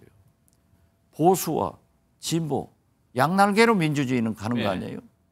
그런데 진보를 잘라버리잖아요. 이게 언밸런스인 거예요. 그런데 이재명 후보가 당선되더라도 건전한 보수가 있어야 돼요. 네. 강한 보수가 있어야 돼요. 그래가지고 협치가 되는데 거기는 국민과 보수 당원들이 대표를 결정할 일이지 대통령이 개입하는 그런 정치는 그렇죠. 안 해야 된다. 예. 그러니까 그 답변에 대해서는 제가 준비가 안 돼 있습니다. 알겠습니다. 또 하나요. 어제 윤석열 전 대통령이 재판 이후에 처음으로 공개 행보에 나섰습니다. 대선을 13일 앞두고요. 이것도 윤 전 대통령의 어떤 생각이 있어서 공개 행보를 했을 텐데 어떻게 평가하세요? 뭐 MBN에서 말씀드리기는 곤란하지만 예. 미친 사람 아니에요? 좀 표현은 조금 순화해서 조금 쓰도록 그렇죠. 하겠습니다. 그래서 좀 He's crazy. 예. 아니 내란 우두머리로 헌법재판소에서 파면된 대통령이면 예. 자숙을 해야지. 예. 아니 부정선거 누가 해요? 자기가 부정선거로 당선했나요? 자기가 대통령 하면서 총선 부정선거 했나요? 예. 박지원이 부정선거로 당선됐으면 저 그대로 뒀겠어요? 어떻게 됐든 그러한 영화를 보는 것도 오늘 중앙선관위에서 부적절하다고 하잖아요. 그러하지만은 거기에서 박수를 치고 개엄반 이건 내란을 연속시키는 거예요. 예. 그렇기 때문에 저는 검찰과 사법부가 재구속해서 국민과 격리시켜야 예. 내란이 종식된다 하는 것을 말씀드리면서 예. 이걸 두고도 김문수, 한동훈 따로 국밥 아니에요. 예. 그거 어려운 거예요. 예. 앞서 표현은 제가 좀 순화해서 그건 저도 그래서 예. 멈칫거렸습니다. 예. 마지막으로 하나 여쭤볼게요. 지금 이재명 후보가 이제 지지층 결집을 넘어서 중도 보수 확장까지 나서고 있습니다. 여기가 조금 끝나는 수순일까 아니면 더 영입할 인물들이 남아 있습니까? 저는 이재명 후보가 보수 중도를 껴안는 우클릭을 한 거. 예. 친기업 행보를 가는 게 바로 DJ의 길이다. 그것이 승리의 길이고 제2의 김대중이다. 이런 표현을 맨 먼저 했습니다. 예. 그렇지만은 우리 정체성이 있어요. 그렇기 때문에 우클릭을 하면서도 아래로도 클릭하라. 예. 그래서 소외계층, 약자를 보듬는 그런 지도자가 됐으면 좋겠다 하는데 지금 아주 행보를 잘하고 있고 예. 지금 현재 지지를 받는 모습을 보더라도 저는 누구보다도 김대중 대통령을 처음부터 잘 보아왔잖아요. 예. 마치 국민들이 지지하는 그 사람들이 모이는 것을 보면은 길 위에 김대중이 길 위에 이재명으로 환생, 부활했다는 것을 느끼는데 오늘 김민석 수석 최고위원도 방송 연설을 통해서 제2의 김대중 길을 가고 있다. 예. 아주 잘 가고 있다고 생각해요. 알겠습니다. 오늘 말씀을 여기까지 듣도록 예. 하겠습니다. 고맙습니다. 감사합니다. 예.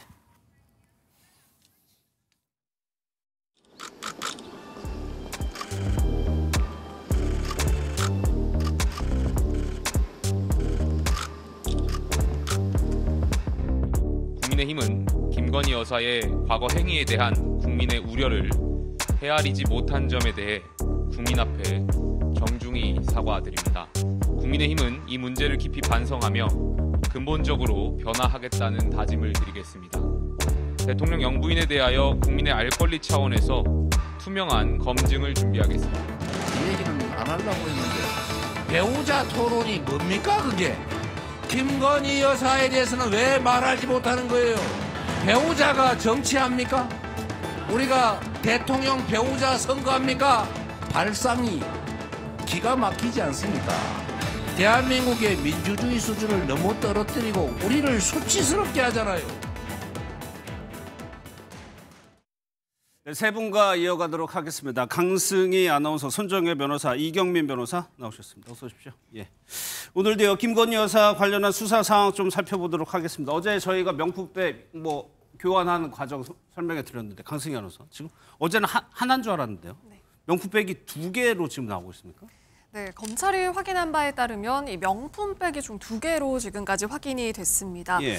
이 김건희 여사에게 전달하려던 바로 그 명품백인데요. 우선 지금 검찰이 파악하기로는 2개 이상일 거다라고 보고 있고요. 예.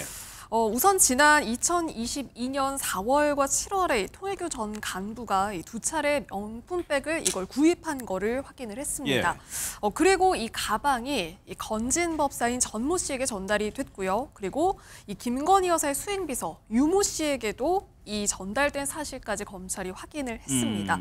그리고 이 가방에 대해서는 구체적으로 그 일련 번호 그리고 이 구매 이력을 추적을 해서 예. 이 내용을 쭉 확인을 했다고 합니다. 예, 김 여사 측으로 건네줬다고 파악한 것이 이제 명품백이 2개라는 건데 그럼 김 여사 측에서는 지금 이 가방을 받은 적이 없다고 얘기하고 있는 거잖아요. 네, 우선 이 비서인 유모 씨가 받은 건 맞지만 김건희 여사가 받은 사실은 없다라는 입장인데요. 예.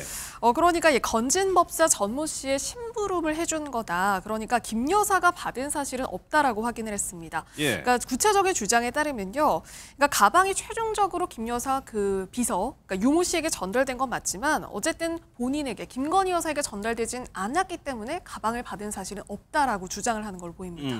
그러니까 건진 법사의 설명은 다른 사람에게 선물하려고 이제 유 씨에게 줬다는 거고 유 씨의 설명은 김건희 여사는 모르게 심부름을 했다는 건데 손정혜 변호사 이 정도의 심부름을 김건희 여사의 비서에게 시켰다. 여기에 좀 의문을 제기하는 분들이 있어요. 그렇습니다. 다른 사람에게 선물을 할 목적인데 그 다른 사람이 전혀 상관이 없는 수행비서에게 이걸 심부름을 시켰다. 그것도 예. 300만 원이라는 금은 다소 큰 금액일 수 있겠죠. 그런 점에 있어서는 심부름을 시킨 사람이 왜 그 사람이었는가라는 의문이 생길 수밖에 없는 상황이고요. 이와 관련해서는 이 전 씨, 그러니까 건진 법사가 코바나 콘텐츠 고문이었기 때문에 나에게 이런 부탁을 해서 심부름 차원에서 해준 것일 뿐 김 여사는 관계가 없고 김 여사는 모르게 진행된 일이다. 이렇게 이야기를 하지만 예. 그 두 개를 합하면 수천만 원에 이르는 금액이고 300만 원까지 포함되는 큰 금액의 어떤 고급 어떻게 보면 명품을 그대로 이걸 교환시키는 행위를 시킨다는 건 신뢰할 만하거나 아니면 예. 그 사람이 선물 받을 사람의 취향을 잘 알고 있기 때문에 부탁하는 경우가 더 많잖아요. 그 때문에 단순히 심부름 목적이었을까라는 부분에 있어서는 예. 많은 분들이 의문을 제기할 수 있는 상황입니다. 사실 이런 의문점들이 결국에는 검찰이 풀어야 할 이제 수사를 통해서 풀어야 될 의혹인데 하나씩 더 짚어보면 이경미 변호사님, 일단 건진법사와 김건희 여사는 아는 사이인데 이 비서가 이제 건진법사가 심부름을 시켰는데 김 여사한테는 비밀로 했다는 거잖아요, 지금. 네, 맞습니다. 사실 이제 통일교 간부로부터 어떻게 보면 이제 출발이 된 것이고 예. 그 다음에 이제 건진법사를 통해 가지고 이제 수행비서인 유모 씨한테 갔다라는 것인데 만약에 이제 김 여사가 이 부분에 대해서 인지를 하고 있다라고 할 것 같으면 아무래도 이제 김 여사 입장에서는 이제 그 지위 자체가 이게 뭔가 이제 영향력을 발휘할 수 있는 그런 위치에 있었다라고밖에 볼 수가 없고 예. 그러면 어느 정도 이제 김 여사가 인지를 하고 있었다라는 식으로 이제 만약에 진술이 나오게 된다면 그 부분에 있어서는 뭐 청탁금지법 위반을 넘어서 가지고 다른 뭐 혐의로도 이제 문제가 될 수가 있거든요. 그래서 이 부분에 있어서는 만약에 이제 김 여사가 이제 개입을 하지 않고 모른다라는 취지로 가야만 어떻게 보면 이제 청탁금지법 위반 아니면 뭐 알선수재죄 이 부분에 대해서 처벌을 피할 수가 있는 것이고 예. 그래서 지금 단계에서 만약에 이 수행비서의 이런 진술에 있어가지고 그러니까 김 여사 모르게 이렇게 이제 건진법사가 이제 전달을 해준 그 백을 본인이 임의로 이제 교환을 해서 이제 신분을 했다라고 할 것 같으면 예. 애초에 둘 사이에 그렇게 좀 친밀성이 있었다라고 볼 수 있는 그런 대화 내용 같은 게 좀 존재해야 될 것 같습니다. 그러니까 수행비서가 사적으로 이렇게 뭐 건진법사에 이런 일을 해줄 수 있는, 봐줄 수 있는 그런 정도의 친밀성이 있는 그런 내용이 나오지 않는다면 예. 사실 몰랐다라고 하는 부분에 있어서 신빙성을 부여를 할 수 있을지는 좀 더 지켜봐야 될 것 같습니다. 예, 일단 두 사람은 김 여사는 개입이 안 돼 있고 몰랐다는 주장을 공통적으로 하고 있는 건데 그런데 그렇다면 또 하나 여쭤볼게요. 이게 그러면 사적으로 영부인의 비서에게 사적으로 심부름을 시켰다는 의미가 되는 거잖아요. 그렇죠. 그래서 사실 어떻게 보면 이제 어떻게 별정직 공무원의 신분에 있기 때문에 이 공무원에게 어쨌든 이런 뭔가 심부름 그러니까 편의를 봐달라고 하는 취지로 뭔가 이제 금품이 오고 가게 되면 예. 그 부분은 이제 뇌물수수라든지 이런 문제가 생길 수가 있는데 근데 그럼에도 불구하고 이런 고가의 백을 이렇게 이제 교환을 하는 행동에 심부름을 시켰다라고 할 것 같으면 애초에 이렇게 좀 형태 자체가 문제가 될 소지가 충분히 있음에도 불구하고 이렇게 이제 갈 수가 있었을까? 예. 좀 그런 부분들이 아무래도 어쩔 수 없이 이런 부분이 의심이 되는 부분이고 특히나 이제 건진법사 같은 경우에는 애초에 이제 통일교 간부로부터 받은 백을 전달하지 않았고 잃어버렸다라고 처음에 진술을 했다가 예. 이 수행비서인 유 씨가 이제 받았다라는 부분이 이제 드러나니까 본인이 전달은 했었고 근데 수행비서 유 씨한테 다른 사람한테 전달할 이 백을 다른 걸로 교환해달라 이렇게 또 진술이 바뀌는 부분도 있어가지고 이 진술이 또 바뀌고 있는 부분까지 종합해서 수사기관에서는 이 진술의 신빙성을 과연 믿을 수가 있을 것인지 그리고 수행비서에게 과연 이런 심부름을 시키는 것도 우리가 납득할 수 있을 만한 그런 주장인지 뭐 이런 부분들도 파헤쳐 봐야 될 것 같습니다. 손 판사님 또 하나요. 이제 웃돈을 300만 원 주고 교환을 했다는 건데 이 300만 원도 건진법사는 내가 줬다라고 얘기를 하고 있어요. 이 부분은 문제가 없는 겁니다. 아마도 300만 원은 현금으로 전달됐을 가능성이 높습니다. 예. 계좌이체를 했다라고 한다면 논란의 여지 없이 자금의 출처가 확인이 됐을 가능성이 있기 때문에 처음에 이 가방 두 개를 산 통일교 간부의 계좌에서 나온 것으로는 추정하기 어려울 것 같고 그렇다면 수사기관에서는 전모 씨 주장대로 이 전모 씨가 300만 원을 보냈는가 아니면 김건희 여사 측에서 300만 원을 줘서 이 1,000만 원짜리 가방을 이거보다 훨씬 더 좋고 마음에 드는 2,000 몇백만 원짜리를 좀 사고 싶은 이걸로 교환하고 싶은데 돈이 모자르니까 이걸 보태야겠다. 그 자금의 출처가 확인이 되면 이 가방이 최종으로 가려는 그 수령처 받는 사람이 특정될 가능성이 있거든요. 예. 그러다 보니 건진법사는 진술의 일관성을 유지하기 위해서 아니 내가 다른 사람한테 더 좋은 가방으로 교환하고 싶은데 잘 모르니까 그냥 수행비서한테 부탁하면서 내가 300만 원도 준 거야. 이렇게 진술을 정리하고 있는 것으로 해석되는 상황인데요. 예. 현금이다 보니 실제 누가 전달했는지는 확인이 어렵고 이걸 확인하려면 둘 사이의 대화 내용, 통화 내용 이런 것들이 좀 확인돼야 되지 않을까 합니다. 그러니까 이경민 변호사 실제로 이 부분에서 지금 검찰 수사의 핵심은 이게 심부름이냐 아니면은 이 과정에서 김 여사가 개입했느냐 이 부분을 검찰 수사에서 밝혀내야 되는 거잖아요. 그렇습니다. 김 여사가 만약에 이 부분에 개입을 했다, 그러니까 인지를 하고 있었다라고 할 것 같으면 일단 최초 문제가 되는 건 청탁금지법 위반인데 근데 사실 이제 청탁금지법 위반은 우리가 이제 디올백 사건에서도 보셨다시피 공직자의 배우자에 대해서는 처벌 조항이 없습니다. 예. 그래서 이 부분에 있어서는 김건희 여사가 처벌받을 수는 없겠지만 근데 이걸 넘어서서 이게 만약에 청탁과 관련된 그런 이 대가의 제공이었다고 할 것 같으면 알선 수재로도 갈 수가 있고 만약에 그걸 넘어서서 만약에 윤 전 대통령이 이 부분에 대해서 인지를 하고 있었다라고 할 것 같으면 뇌물수수로도 이게 엮일 수가 있는 부분이거든요. 예. 그래서 검찰의 칼끝은 지금 어쨌든 단순 청탁금지법 위반으로 지금 끝내려고 하는 건 아니고 그걸 넘어서서 지금 윤 전 대통령도 인지를 하고 있었는지 뭐 이런 부분으로 갈 것 같으면 지금 그 앞에 단계가 이제 김건희 여사가 인지를 하고 있었는지 여부가 중요하고 예. 그래서 그 부분에 대해서 지금 계속해서 이제 수사에 초점을 맞추고 있는 윤 전 상황입니다. 대통령까지 가는 것 같다 수사가요. 그렇습니다. 예, 그러면 지금 이런 얘기들이 계속 수사 상황이 나오다 보니까 김 여사 소환 날짜 가지고 조금 뭐 이견이 있던데 날짜가 아직 나오진 않았죠, 소환 날짜는. 네, 지금 두 번째 소환 일자를 조율하고 있는 걸로 확인이 됐는데요. 우선 지난 14일에 이 피의자 신분으로 김건희 여사에게 그 조사를 받으라는 그 출석 통보를 보낸 적이 있었습니다. 근데 그때 당시 김 여사 측에서 이 조사에 불응하겠다는 그런 입장을 밝힌 바 있는데, 그러니까 그때 당시에 왜냐하면 이 조기 대선에 어떤 영향이 있을 수 있다라는 취지로 그때 당시에는 조사에 응하지 않겠다는 답변을 한 걸로 알려졌고요. 그리고 이번에 이 검찰 측에서는 2차 조사서, 그러니까 2차 그 출석 요구서를 보내기 전에는, 그러니까 구체적으로 대선 직후에 그러니까 언제쯤 출석할 건지를 구체적으로 좀 논의를 하자. 그래서 지금 날짜를 좀 제한하고 예. 조율하고 있는 그런 상태로 알려졌습니다. 선 변호사님, 이런 경우에는 이렇게 좀 조율하고 어느 날짜가 이제 뭐 의견이 일치가 되면은 가는 거고. 그것마저도 거부하면은 강제 구인 절차에 들어가는 거잖아요. 강제 절차라는 것은 체포영장을 고민해 볼 여지가 있습니다. 보통 정당한 이유 없이 2차례, 3차례 이상 소환에 불응하는 경우에 이제 체포영장을 발부받아서 집행할 가능성이 있는데 예. 이 사건 같은 경우는 이미 김건희 여사 측에서 아예 이제 나오지 않겠다, 조사에 응하지 않겠다고 한 것이 아니라 대선 이후로 정치적인 어떤 영향을 고려해서 밀어달라는 취지로 그렇죠. 이미 불출석 예. 사유서를 낸 만큼 소환 불응에 정당한 이유가 전혀 없다라고 보기에는 조금 다소 무리가 있는 측면이 있어서 결국은 대선 이후에 소환 조사 일정을 조율해 나가지 않을까. 그런데 대선이 끝나고 나서도 임의로 또 정당한 이유 없이 안 나온다고 한다면 그때는 체포영장을 청구해서 발부돼서 집행될 가능성도 배제하기는 어렵습니다. 알겠습니다.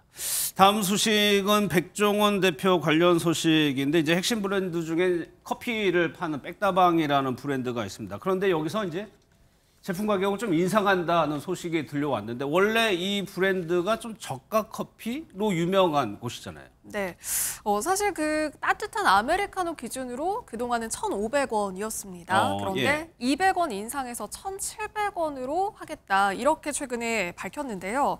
이 가격 인상의 원인에 대해서는 우선 이 고환율을 들었고요. 그리고 또 이제 최근에도 원유값이 오르다 보니까 불가피하게 원재료 가격이 오르면은 이 커피값을 인상할 수밖에 없다라는 이런 목소리가 또 가맹점주들 사이에서도 좀 나온 모양입니다. 예. 그래서 1,700원으로 커피값을 아메리카노 기준 이 1,700원으로 인상을 하고 다른 뭐 라떼라든가 아이스 커피도 인상을 하겠다 이렇게 밝혔는데요. 예. 그리고 또 최근에 그 저가 브랜드 커피들이 뭐 백다방뿐만 아니라 다른 또 몇몇 또 커피 브랜드들이 있거든요. 그래서 여기에서도 가격을 좀 인상한 부분이 어떤 좀 배경이 된 것 같습니다. 그러면 원자재 가격이 오르면은 뭐 그건 어쩔 수 없다고 하는데 좀 소비자들은 이 부분에 대해서 조금 좋게 보고 있지는 않은 것 같아요. 네, 우선 저가 브랜드 커피이기 때문에 사실 200원도 좀 적지는 않은 느낌도 좀 들거든요. 그렇죠. 비율로 따지면 적지는 네. 않죠. 그런데다가 최근에 이 백다방은 어쨌든 그 백종원 대표하고 연관이 있는 곳이기 때문에 이 올해 초에 있었죠. 그 오너 리스크도 어느 정도, 그러니까 좀 큰 사실 원인이 좀 됐다고 볼 수 있을 것 같습니다. 그러니까 백종원 대표가 최근에 방송 활동 중단하겠다, 그리고 예. 이 업무에 집중하겠다라고 입장을 밝혔는데 그런데 갑자기 이렇게 가격을 올린다는 게 말이 되는 거냐? 소비자들은 여기에 좀 분노하고 있는 상황이거든요. 예. 그리고 어떤 그 위기 대응을 하기 위해서 백종원 대표가 쇄신하겠다. 예. 그리고 이 지원책도 좀 발표를 했던 바가 있는데 그런데 당시 백다방이 또 할인 행사는 참여를 하지 않았어요. 좀 그렇기 때문에 여기에다가 가격 인상을 한다? 그러니까 예. 소비자들은 당연히 좀 황당하다. 예. 좀 이런 입장이 나올 수밖에 없는 것 같습니다. 기존의 논란에다가 또 하나 뭐 악재라고 네. 할까요? 좀 안 좋은 소식이 손정혜 변호사 곰팡이 얘기가 나오더라고요. 그렇습니다. 이 백다방에서 판매하는 이제 그 음식 중에 예. 디저트 음식이 있습니다. 이 디저트 음식을 먹은 소비자가 SNS를 통해서 아니 먹다 보니까 이물질이 있어서 자세히 보니까 곰팡이가 묻어 있었다 이렇게 제보를 했던 것인데요. 예. 이 사진을 보면 이 백다방에서 판매하는 디저트에 곰팡이로 추정되는 물질이 있었던 상황이고 그러다 보니 더본코리아에서는 전량해소해서 검토하겠다 이런 입장을 밝혔는데 이 작성자 A씨의 주장은 이 배달을 자주 시켜 먹는 것인데 이런 적은 처음이라고 하면서 매장에서는 우리는 냉동으로 보관하기 때문에 우리의 책임이 아니다는 취지로 이제 대응을 했기 때문에 이게 문제이고 예. 또 이와 관련해서 합의금 10만 원으로 이제 도의적으로 책임을 지겠다고 하는데 이게 예. 도의적인 책임이 문제이냐 그렇게 하는 게 맞느냐 이런 어떤 성토의 글을 올렸습니다. 예, 또 하나가요. 같은 제품에서 이물질이 발견된 게 이번이 처음이 아니에요? 네, 이 제품이 가바 바발떡이라고 하는 떡 제품이거든요. 그러니까 이게 예. 냉동을 해가지고 판매를 하고 이걸 해동시켜가지고 그렇게 먹는 방식인데 그런데 이 다른 사례입니다. 그러니까 또 이런 냉동 제품에서 이 곰팡이가 나왔다는 또 제보가 또 있었거든요. 그러니까 지난 8일인데 여기에서 그 한 제보자가 유통기한이 9월까지인 거를 확인을 하고 먹었습니다. 예. 한 입 베어서 먹었는데 여기서 또 곰팡이가 나온 겁니다.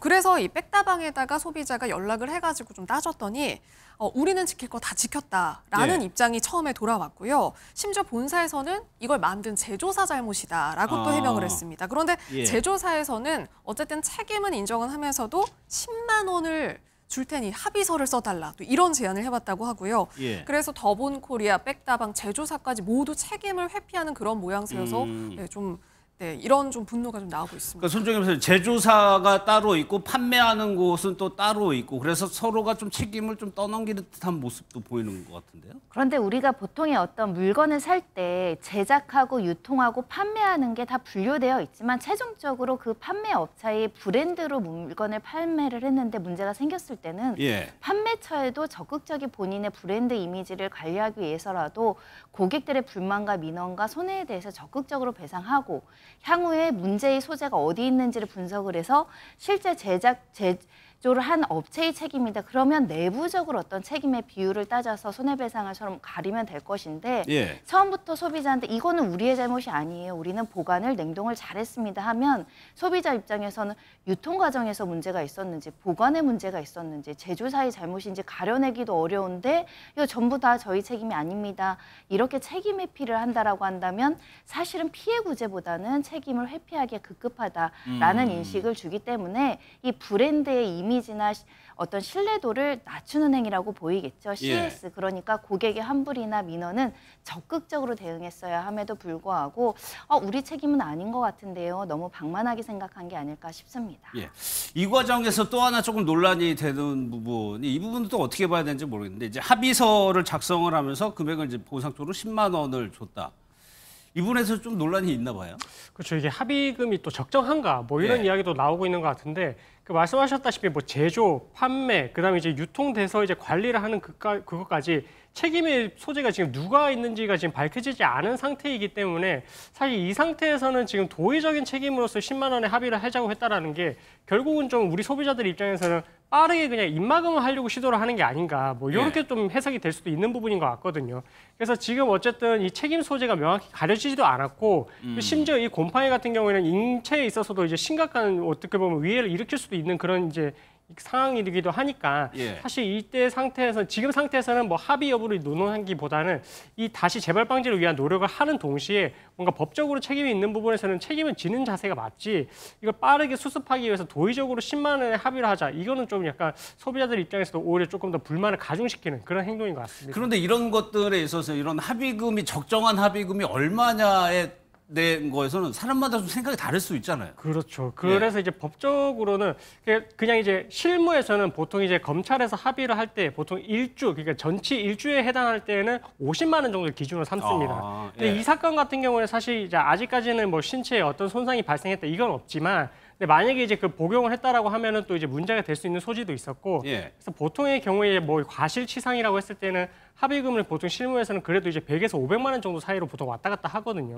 그래서 그런 거에 비춰봤을 때는 도의적으로 10만 원이라고 하는 것도 금액적으로는 실무에서 생각하는 것보다 조금 낮은 것 같다. 예. 이렇게 볼 수 있을 것 같습니다. 손재림 하나 더요. 이렇게 합의서를 만약에 작성을 하게 된다면 이것이 나중에 뭐 강제적인 뭐 법적인 구속력이 있는 겁니까? 합의서 내용을 어떻게 구체적으로 작성하는지가 중요한데요. 만약에 예. 적정한 금액을 배상을 받으면서 이 피해건에 대해서는 외부에 발설을 하지 않거나 이 명예훼손하지 않는다. 그런데 이것을 위반했을 땐 또 위약금을 지급한다. 이런 내용들이 명시적으로 들어간다라고 한다면 차후에 합의의 조항을 위반하는 것이기 때문에 문제될 소지는 발생을 합니다. 하지만 소비자의 정당한 권리 행사라는 것은 이게 나만 피해를 입은 것이 아니라 다른 대중들에게도 피해가 발생할 여지가 있기 때문에 또 공익적인 목적으로 이렇게 SNS를 통해서 제보를 한다거나 언론사에 제보하는 경우들이 왕왕 있거든요. 예. 이런 경우에 또 업체에서는 블랙 컨슈머로 그냥 단정해서 우리 업체의 어떤 신용을 깎아내린다라고 하면서 또 소송전이 벌어지기도 합니다.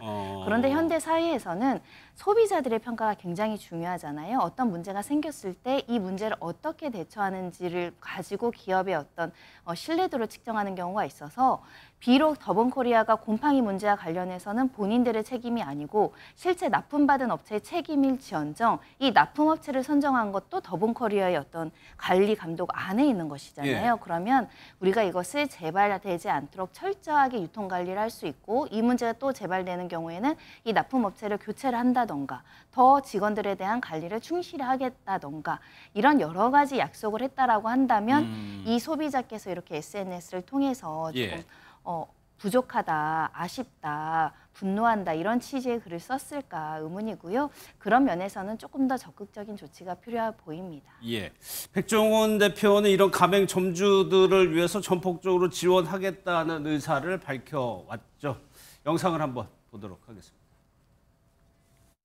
지금 가장 가슴 아픈 것은 가맹 점주님들의 절박한 상황입니다.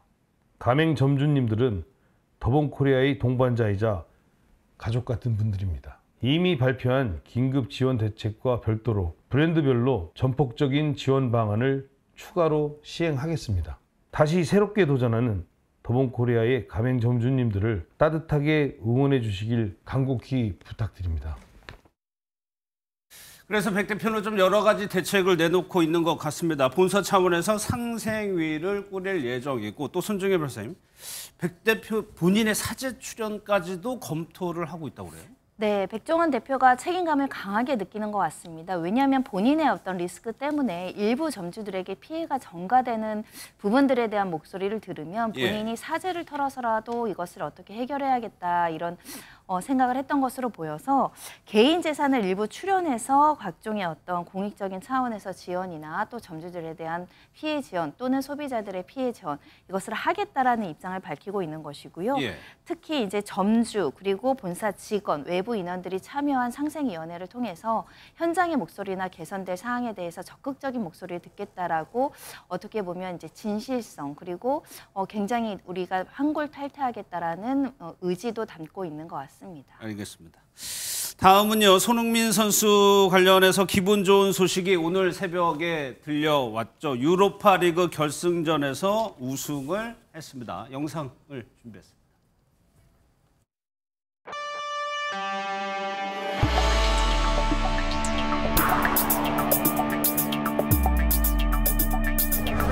Look at this.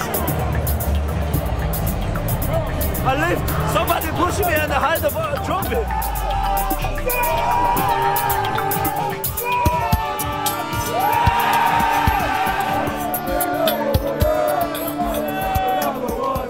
Nice one, Sonny. Nice one, son. Nice one, Sonny. Let's have another one. 너무 오래 기다리게 해서 죄송스럽고 항상 밤낮 가리지 않고 응원해주신 팬분들 덕분에 저희 완벽한 퍼즐을 만들 수 있었습니다. 진심으로 감사드리고 앞으로 영상을 보셨지만 손흥민 선수 눈가에 눈물이 맺혀있죠. 사실 손흥민 선수가 울기는 좀 자주 울긴 하는데 요즘 조금 논란이 많아서 그런지 조금 달리 보이기도 합니다. 네, 사실 뭐 선수로서 어떤 기쁨의 눈물, 통환의 눈물, 여러 가지 복합적인 감정이 아마 이때 밀려왔을 것 같습니다. 네. 이 손흥민 선수가 유럽 그 1부 리그에서 뛴 지가 벌써 15년이 됐거든요. 그렇게 됐나요? 네, 그런데 예. 지금까지 사실상 우승컵은 단 한 번도 들지 못했었습니다. 처음이라면서요? 네, 예. 그렇습니다. 이 손흥민 선수가 이 유럽 리그에서 특히 그 영국 리그에서 뛰면서 사실 이 팀에서 토트넘 팀에서만 준우승만 3번이었거든요. 그러니까 아깝게 우승을 좀 놓치기도 했었고, 예. 그리고 사실상 그 2018년에 아시안 게임에서 금메달을 딴 적은 있기는 한데 그래도 이제 축구에서 클럽에서 좀 리그에서 인정받는다고 할 만한 그런 대회. 클럽 대회가 중요하죠. 네, 예. 그리고 또 월드컵이라든가 이런 대회에서 그 사실상 우승이 없었기 때문에 그러니까 이번 어떤 우승컵을 들어올리는 의미가 좀 남다르지 않을까 싶고요. 예. 그리고 손흥민 선수가 이 토트넘의 주장입니다. 그러니까 앞서도 보셨지만 예. 우승컵을 또 한가운데서 직접 이렇게 들어올리기도 했고, 그리고 이 우승 세레머니에서 아까 보셨지만은 이마에 어떤 그 상처도 좀 다친 것 있었거든요. 같아요. 네, 예. 그럼에도 불구하고 이 기쁜 마음에 정말 이 상처도 그러니까 정말 그 기쁨으로 승화시키는 그런 모습까지 함께 보여줬습니다. 예, 손흥민 선수 밑에 보면은 태극기 같은 것도 보이는 거 맞죠? 예, 네, 태극기도 몸에 감고 나와서 또 예. 기쁨 세레머니도 했습니다. 예. 또 인상적이었던 장면이 아버지죠. 손흥정 감독도 현장에 있었던 것 같아요. 네, 이 손흥민 선수가 경기가 끝난 후에 아버지 손흥정 씨를 이렇게 푹 끌어안는 그런 모습도 화제가 됐거든요. 예. 그리고 손흥민 선수가 그 SNS에 그 자신들하고 함께 기쁨을 나눈 또 가족들과 또 어떤 친분이 있는 사람들의 또 사진도 함께 올리기도 했습니다. 우선 이 아버지 손흥정 씨가 눈에 띄었고요. 그리고 형인 송훈윤 씨도 또 함께 자리를 또 함께 했고요. 예. 그리고 또 이 친분이 있는 걸로 알려진 뭐 배우 박서준 씨도 함께 또 기쁨을 나누는 그런 모습이 눈에 띄었고요. 그래서 정말 손흥민 선수가 이 자리에서 그러니까 정말 이 어떤 좀 서름을 확 씻어내면서도 그리고 정말 기쁨을 만끽하는 그런 모습이 굉장히 또 화제가 됐습니다. 예. 그런데 오늘 그 손흥민 선수를 협박했던 여성이 이제 검찰로 송치가 됐습니다. 수사 상황도 좀 살펴볼 텐데 손흥민 선수가 지난주에 경찰에 진술서를 제출했다고 하는데 이 여성과 만난 기간을 적시했다면서요? 네. 그런데 좀 황당한 게요. 예. 딱 이틀이었습니다. 이틀 만났다고요? 네. 2024년 5월 31일 그리고 6월 1일 이렇게 이틀로 확인이 됐는데요. 예. 이 지난주 손흥민 선수가 이 협박 사건 관련한 그 진술서를 경찰에 제출을 했거든요. 그런데 여기에 이 구체적으로 그 협박녀로 지목된 양 씨와의 만난 그 시점이 구체적으로 여기 담겨 있었습니다. 예. 우선 이 손흥민 선수와 양 씨가요. 작년 그 5월 23일에 손흥민 선수가 그 북중미 월드컵 2차 지역 예선을 참전하기 위해서 그 싱가포르로 떠나기 전에 한국에 온 적이 있는데 예. 그러니까 이 시점이거든요. 그러니까 이때 5월 31일에 와서 그리고 다음 날 6월 1일까지 만났다고 확인이 됐습니다. 그러니까 이틀 딱 만난 이틀이요? 셈이고요. 예. 그리고 이 싱가포르로 떠난 그 손흥민 선수에게 그 양 씨가 연락을 취해서 임신 사실을 추후에 알리게 됩니다. 예. 그리고 손흥민 선수는 직접 만나자고 제안을 했지만 이 양 씨는 여기에 대해서 만남은 좀 거절을 하고 금전적인 요구를 하게 된 겁니다. 조금 의문점이 있을 수도 있는 것 같은데 손 변호사님 이틀 만났다고 하면 관계 설정을 연인이라고 하기에는 좀 부족해 보이고요. 그런데 이미 손흥민 선수가 처음에 언론을 통해서 연인 관계였다는 점을 인정을 했거든요. 그러니까 예. 본인이 연인 관계라고 하는데 이틀 만났으니까 사귄 게 맞아? 연인 관계 맞아?라고 또 의문을 제기하는 다소 조금 생경하기도 하고 또 예. 이틀 사귀었다고 하면 사귄 거라고 받아들이는 젊은 층도 많은 것 같은데 또 어른들 시각에서는 이틀 만에 연인 관계라는 건 다소 좀 짧다 이런 예. 생각도 할 수 있는 사안인데요. 어찌됐든 둘 사이에서는 뭐 연인 관계의 호감은 존재했던 것은 맞는 것 같습니다. 예. 그런데 6월 초에 손 선수를 만나서 몇 주 뒤에 임신을 했다고 연락을 했다는 거는 이게 실제로 가능한 것이냐는 시각도 있더라고요.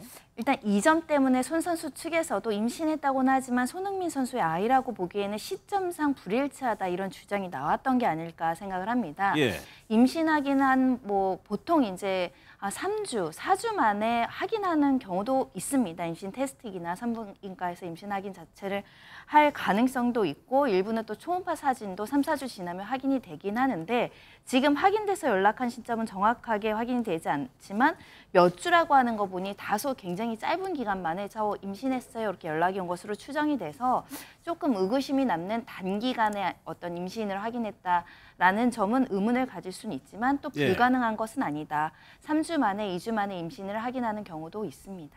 예, 이 여성이 이제 다른 사업가에게도 협박을 했다는 보도가 있었는데 이 남성과 일본으로 비슷한 시기에 갔다라고 하면은 손흥민 선수 측에서 본인이 친부가 아니다라고 주장할 수도 있는 거 아닌가요?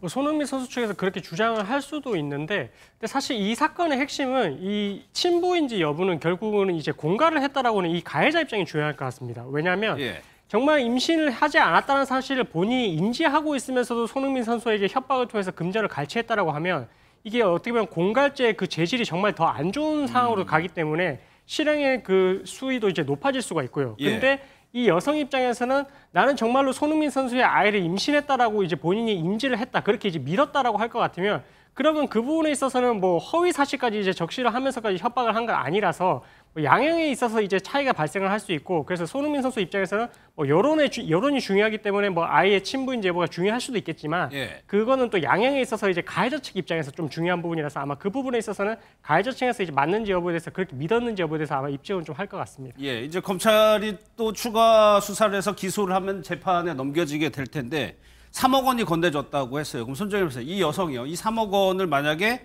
다시 돌려준다라고 하면은 양형에는 영향을 좀 미칩니까? 피해를 변제를 해서 피해를 일부 회복한 것이기 때문에 양형에서는 감형 요소로 작용할 가능성이 있고 또 피해 변제 과정에서 합의를 하고 용서를 받으면 대폭 양형 사유로는 이게 반영이 될 여지가 있는데 문제는 3억을 갚았다고 해서 피해가 사라지는 것은 아니기 때문에 다소 양형 자료로 참작될 사유 정도입니다. 그런데 지금 이 여성이 3억 원을 갚을 사정이 아니라면서요? 네, 사실상 이걸 다 써버렸다고 봐야 될 것 같은데요. 지금 주장은 어떠냐면요. 우선 그 의지하고 있는 무당에게 굿비용으로 8천만 원을 줬고 그리고 이 무당과 굿비용이요? 네, 굿을 하기 위해서 어떤 그 비용을 지급을 했는데 이게 한 8천만 원으로 확인이 됐고요.